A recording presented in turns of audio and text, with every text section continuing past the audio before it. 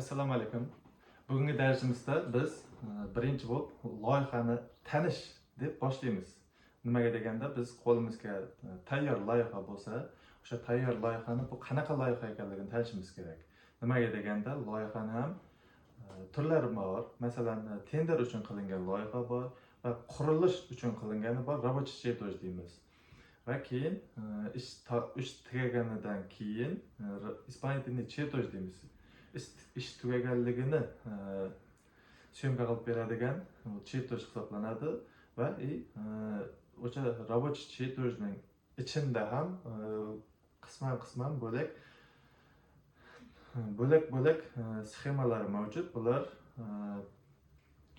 продольный sxema bor, поперечник sxemalar bor va gemplan bor. Yana o'ziga loyiq boshqa sxemalar mavjud. Hozir birinchi navbatda bizni proyektimiz qanaqangi qog'ozga chiqarilganini, qog'ozni shaklini, formatini bilib olishimiz kerak. Ko'pchilik biladi, A4 va A3 formatlarini biladi.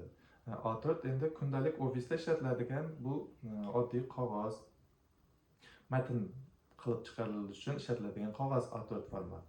A4 format hamma biladi. Endi A3 formatni faqat chizma sohasida yurganlar biladi, boshqalar bilmaydi. Bu A4, A3 o'zi bularni formatlari A0 dan boshlanadi. A0 bo'ladi, A1, A2, A3, A4, A5 va A6 ham bor. Hozir bularni formatlarini, raznisasini hozir ko'ramiz. Uni razmerlaridan ko'rib chiqamiz.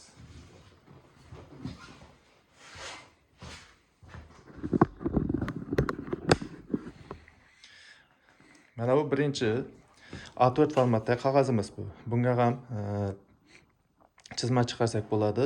Faqat bu A4 format bo'lgani uchun A4ni agar bilsanglar, bu yog'i 220 mm, bu yog'i bo'lsa 297 mm bo'ladi. Bu biz pechat qilganda faqat kompyuterdan, nimadan, avtokaddan pechat qilganda ham bizga o'sha millimetrlar hisoblanadi. Millimetrda aytiladi. Santimetrga hisoblaydigan bo'lsangiz, bu yog'i 21 cm deb hisoblasak bo'ladi. Bu yog'ini 29,7 cm deb hisoblasangiz bo'ladi. Bu siz bilgan A4 format. Endi keyingisi A4dan kattasi A3 format bor. A3 formatda bo'lsa, buni yodingizda saqlab qolsangiz bo'ladi. Bu bitta fishkasi. Bunga A3 formatga ikkita A4 format sig'adi. Ikkita A4 formatda jamlangani A3 bo'ladi. Ikkita A3 formatni jamlangani bitta A2 format bo'ladi. Ikkita A2 formatda jamlangani bitta A1 format bo'ladi. Shunaqa qilib ikkita bir bo'lib hisoblanib ketaveradi. Bu yoqqa qarab qaytsak, bitta A3 formatni ichida ikkita A4 format bo'ladi. Keyin bitta A4 formatni ichida bo'lsa, buni ham o'rtasidan bo'linadi. Bitta A4 formatni ichida ikkita A5 format bo'ladi. A5 format shunaqa A4ning yarmiga teng bo'ladi. Mana buyimiz A3 format. A3 formatda bo'lsa, bu yog'i o'sha A4 formatniki 297 mm bo'ladi. Bu yog'i bo'lsa 420 mm bo'ladi. Bu o'sha A3 formatimiz. Endi A3 formatdan ham kattasi A2 format bor. Hozir uni ham ko'ramiz.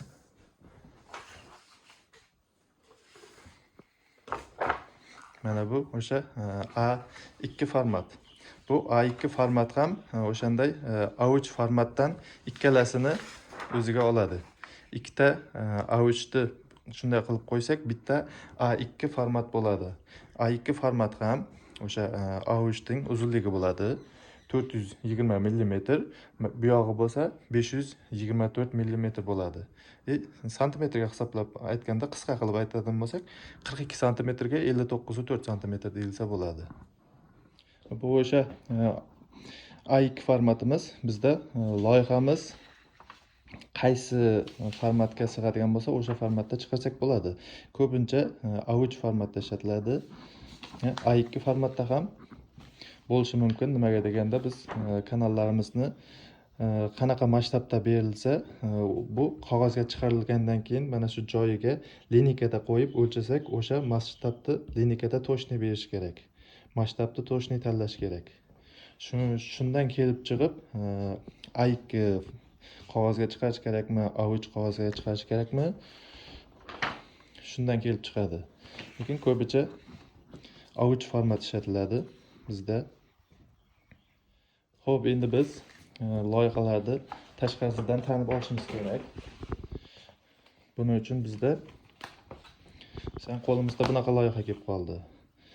Loyihada hammasi tashqarida bitta ko'rgandan yozilishi kerak. Hech qanaqangi loyihani qo'lga olgan odamda savol bo'lmasligi kerak.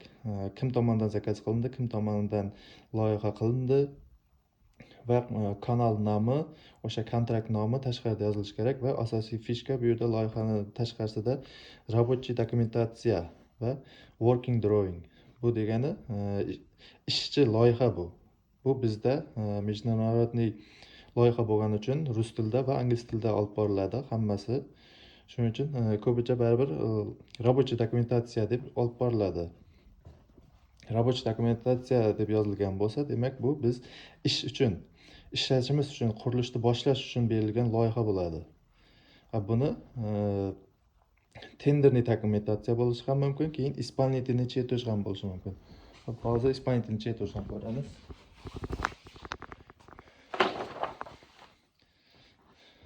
Mana bunaqa bo'lib, bu ham sirtida o'sha kim tomonidan loyiha qilindi va tekshiruvchilar va qachon bo'lganligi va bu yerda asosiy o'sha kanalning nomi va kanalning uzunligi yozilgan. Biz bu yerda asosan loyihani o'sha tashqarisidagi исполнительный чертеж bilan рабочий чертежning farqini bilib olishimiz kerak va asosan рабочий чертеж, рабочий dokumentatsiya ko'p ishlatiladi.